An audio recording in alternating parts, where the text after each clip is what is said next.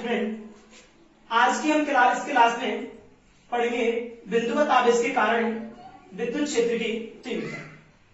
क्या निकालनी है हमें भाई? बिंदुवत आवेश के कारण विद्युत क्षेत्र की तीव्रता। आप देखो हम पहले पढ़ चुके हैं बिंदुवत आवेश क्या होता है कि ऐसे आवेश होते हैं जिनकी विमा उनके बीच की दूरी की तुलना में नगण्य होती है, उन्हें बिंदुवत आवेश कहते हैं। यानी ऐसे आवेश होते हैं जिनकी विमा उनके मध्य की दूरी की तुलना में कैसी होती है? नगण्य होती है, उन्हें क्या कहते हैं? बिंदुवत आवेश यानी पॉइंट चार्ज कहते हैं। तो देखो बिंदुवत आवेश के कारण किसी बिंदु पर क्या निकालेंगे? विद्युत क्षेत्र की तीव्रता। तो देखो हम क्या करते हैं इसके लिए, अगर हम एक्स एक्सिस लेते हैं, क्या लेते हैं? Y X. ये सब क्या है? मूल बिंदु है।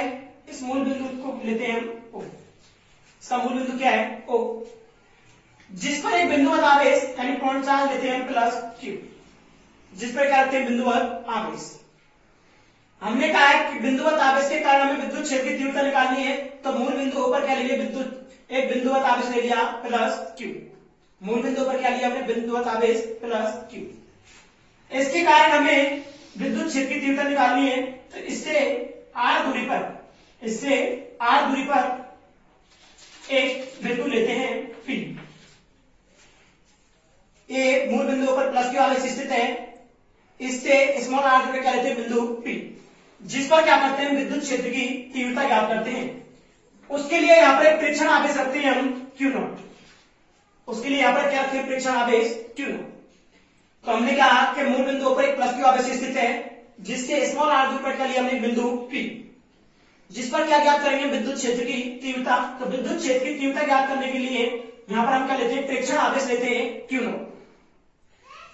आप देखो हमें विद्युत क्षेत्र की दिशा पता व्यक्त करनी है कि दिशा किस साइड होगी। तो हम जानते हैं कि विद्युत क्षेत्र की दिशा उस विद्युत बल की दिशा के समान होती है, यानी जिस दिशा में विद्युत बल कार्य करता है उसी दिशा में क्या कार्य करता है? विद्युत क्षेत्र की तीव्रता की दिशा होती है। तो देखो ये प्लस क्यू है, यहाँ पे एक प्रेक्षण आवेश है, ये भी प्लस है, तो इनके कारण कैसा बल लगेगा? प्रतिकर्षित। ये इसको प्रतिकर्षित करेगा तो बल कहाँ लगेगा? भार की ओर। बल कहाँ लगेगा? भार की ओर। जब यहाँ पर बिंदु पी पर बल भार की ओर है, तो विद्युत क्षेत्र की तीव्रता की दिशा भी कहाँ होगी? भार की ओर। तो ये क्या होगी? विद्युत क्षेत्र की तीव्रता की दिशा। आप जब इसकी भाषा है या लैंग्वेज लिखते हैं कि देखो भाषा कैसे लिखते हैं कि चित्र अनुसार मूल बिंदु पर एक प्लस क्यू आवेश स्थित है। चित्र अनुसार मूल बिंदु पर एक प्लस क्यू आवेश स्थित है, जिससे आर दूरी पर एक बिंदु पी स्थित है, जिस पर प्रेक्षण आवेश क्यू नॉट है, जिस पर विद्युत क्षेत्र की तीव्रता ज्ञात करते हैं। हमने कहा इसकी भाषा के लिए कि चित्र अनुसार मूल बिंदु पर प्लस क्यू आवेश स्थित है, जिससे आर दूरी पर एक बिंदु पी स्थित है, जिस पर प्रेक्षण आवेश क्यू नॉट है, जिस पर विद्युत क्षेत्र की तीव्रता ज्ञात करते हैं। ऐसे इसकी हम क्या लिख सकते हैं? भाषा लिख सकते हैं।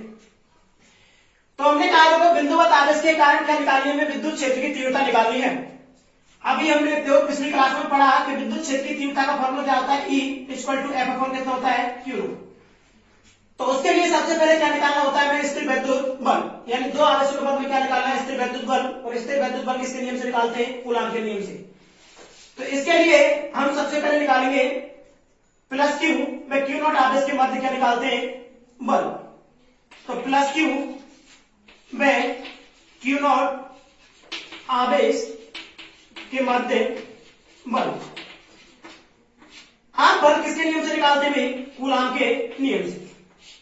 कूलाम के नियम से। तो देखो कूलाम के नियम से हम पढ़ चुके हैं कि कूलाम का नियम क्या होता है? F इक्वल टू क्या होता है? कि Q1 Q2 अपन कितना होता है? R square. यानी कूलाम के नियम से बल का फॉर्मूला क्या होता है? F बराबर के Q1 Q2 अपन कितना होता है? R square. तो देखो Q1 की जगह क्या होता है? Q, और Q2 की जगह क्या लेते हैं यहाँ पर? Q not. और दूरी कितनी यहाँ पर? R square R। तो देखो फॉर्मूला क्या हो जाएगा? के Q नॉट अपन कितना हो गया? R square. तो ये प्लस Q व Q नॉट आवेश के मध्य क्या निकल गया? स्थिर विद्युत बल या बल किसके नियम से? कूलाम के नियम से। F इक्वल टू के Q नॉट अपन कितना हो गया? R square. इसको देते हैं इक्वेशन नंबर फर्स्ट। अब इसके बाद हमें विद्युत क्षेत्र की तीव्रता निकालनी है, तो हम विद्युत क्षेत्र की तीव्रता की परिभाषा से हम जानते हैं विद्युत क्षेत्र की तीव्रता की परिभाषा से परिभाषा से। देखो विद्युत क्षेत्र की तीव्रता की परिभाषा से हम जानते हैं कि विद्युत क्षेत्र की तीव्रता का फॉर्मूला क्या होता है, E equal to F upon कितना होता है, Q naught. E equal to F upon कितना होता है, क्यू नॉट। समीकरण एक से किसका मान रख देते हैं इसमें, यहाँ पर एफ का। तो हम रखते हैं भाई समीकरण एक से एफ का मान रखने पर, एफ का मान रखने पर देखो समीकरण एक से एफ का मान रखते हैं, तो इसलिए एफ रखते हैं, तो E इक्वल टू कितना होगा, E इक्वल टू के क्यू नॉट अपन कितना हो गया आर स्क्वायर, अपन कितना रख देंगे क्यू नॉट। इस क्यू नॉट से क्यू नॉट क्या हुआ, कैंसिल। तो फॉर्मूला क्या आ गया भाई, E इक्वल टू के क्यू अपन कितना हो गया आर स्क्वायर। तो ये बिंदुवत आवेश के कारण क्या निकल गई, विद्युत क्षेत्र की तीव्रता। ये क्या होती है, बिंदुवत आवेश के कारण विद्युत क्षेत्र की तीव्रता के फॉर्मूला क्या आ गया, E इक्वल टू के क्यू अपन कितना हो गया आर स्क्वायर। अब यदि इसका हम सदिश निरूपण करें या सदिश रूप लिखें तो कैसे लिखेंगे, सदिश निरूपण या इसका सदिश रूप लिखें। तो देखो सदिश रूप के लिए क्या करते हैं, E के ऊपर क्या लगा देंगे वेक्टर। हम जानते हैं विद्युत क्षेत्र की तीव्रता सदिश राशि है, तो क्या लिख दिया हमने E वेक्टर इक्वल टू कितना हो गया के क्यू अपन कितना हो गया आर स्क्वायर। और यहाँ पर क्या करते हैं, एकांक सदिश या स्थिर सदिश के एकांक सदिश का क्या कर देते हैं, मल्टीप्लाई कर देते हैं। तो ये क्या हो गया, विद्युत क्षेत्र की तीव्रता का सदिश निरूपण। अब देखो इसके बाद में क्या करना है हमें विद्युत क्षेत्र की तीव्रता E व दूरी R के मध्य क्या बनाते हैं, आरेख या ग्राफ बनाते हैं, यानी E व R के मध्य आरेख, E व R के मध्य आरेख। देखो जब E व R के मध्य आरेख बनाते हैं तो हम देखते हैं संबंध, यहाँ पर E व R के मध्य संबंध कैसा है भाई, बीजगुणनपाती का संबंध है। और जब भी बीजगुणनपाती का संबंध होता है तो ग्राफ एक्सपोनेंशियली बढ़ता है। तो हम क्या करते हैं भाई, इधर लेते हैं हम क्या R, इधर क्या लेते हैं विद्युत क्षेत्र की तीव्रता E जी। आप देखो इधर कि इसके लिए क्या कैसा ग्राफ बनता है, एक्सपोनेंशियली, यानी संबंध क्या होता है, E बीजगुणनपाती कितना होता है R स्क्वायर। यानी कहने का मतलब है जब R का मान कम होगा तो E का मान कैसा होगा, अधिक, और जब R का मान बढ़ाते जाएंगे तो E का मान कैसा हो जाएगा, कम। इसलिए ग्राफ बन गया एक्सपोनेंशियली। ये हो गया E व R के मध्य आरेख। यदि हमसे कहा जाए कि E व बनापन R के मध्य आरेख बनाइए, यदि किसके मध्य आरेख पूछे भाई हमसे, E यदि आरेख पूछे हमसे E व बनापन R के मध्य, E व बनापन R के मध्य आरेख, तो देखो यदि हम क्या करें, R की जगह कितना करते हैं, बनापन R, तो यहाँ पर बनापन R रखते हैं तो R का चला जाएगा नीचे से ऊपर। तो E और R के मध्य संबंध कैसा होता है, समानुपाती का। और जब समानुपाती का संबंध होता है तो ग्राफ कैसा प्राप्त होता है, सीधी रेखा। तो यहाँ पर हम E लेते हैं विद्युत क्षेत्र की तीव्रता, यहाँ पर क्या लेते हैं दूरी R, तो उनके बीच में ग्राफ कैसा बनेगा, सीधी रेखा। ये संबंध करेंगे E समानुपाती क्या हो जाएगा R।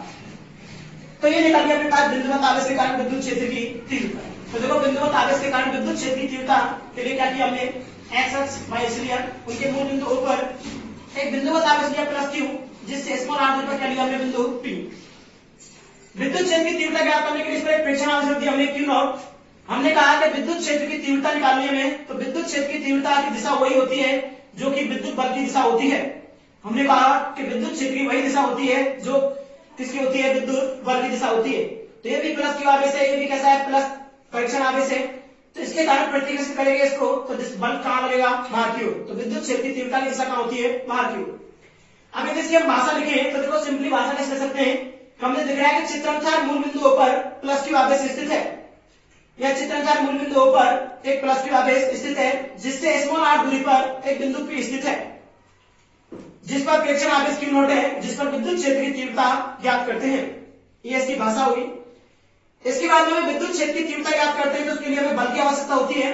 तो बल निकालेंगे प्लस क्यू नॉट आवेश के मध्य। तो हमने लिखा प्लस क्यू क्यू नॉट आवेश के मध्य बल निकाला किसके नियम से, कूलॉम के नियम से। फॉर्मूला हो गया F इक्वल टू के क्यू नॉट अपन कितना हो गया आर स्क्वायर। हम जानते हैं विद्युत क्षेत्र की तीव्रता की परिभाषा से E इक्वल टू कितना होता है F अपॉन क्यू नॉट। हमने क्या कहा, समीकरण 1 से किसका मान रख दिया, F का। तो लगा हमने समीकरण 1 से F का मान रखने पर तो F का मान रख दिया भाई, क्यू नॉट से क्यू नॉट कैंसिल हो गया, E इक्वल टू कितना आ गया के क्यू अपॉन आर स्क्वायर। तो ये बिंदुवत आवेश के कारण क्या निकल गई, विद्युत क्षेत्र की तीव्रता। यदि इसका सदिश निरूपण करते हैं तो एकांक सदिश का क्या करते हैं, गुणा। तो एकांक सदिश का गुणा करने से फॉर्मूले पर कोई फर्क नहीं पड़ता, क्योंकि एकांक सदिश की वैल्यू कितनी होती है, 1 होती है। ये क्या हो गया, सदिश निरूपण। इसके बाद में हम से आगे भाई ई और आर के मध्य में रिलेशन देखते हैं कि ई व आर के मध्य कैसा संबंध है व्युत्पन्नपाती का। तो ई व आर के मध्य क्या बनाते हैं, आर ए बनाते हैं।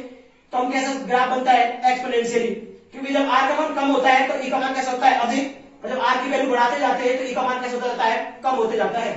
तो ये बन गया ई व आर के मध्य आर ए। यदि हमसे कहा जाए कि ई व 1/r के मध्य आर ए बनाइए, तो देखो भाई यदि हम 1/r लें तो इस आर स्क्वायर का कितना रखिए 1/r स्क्वायर, तो आर स्क्वायर का चला जाएगा ऊपर या आर का चला जाएगा ऊपर। तब ई व आर के मध्य कैसा संबंध होता है, समानुपाती का। और हम जानते हैं समानुपाती के चिन्ह के लिए अपने पास यदि आर का मान बढ़ाएंगे तो ई का मान ही बढ़ेगा। तो ग्राफ कैसा प्राप्त होता है, सीधी रेखा प्राप्त होता है। तो इस प्रकार हमने पढ़ा आज की इस क्लास में बिंदु का कागज के कारण विद्युत क्षेत्र की तीव्रता।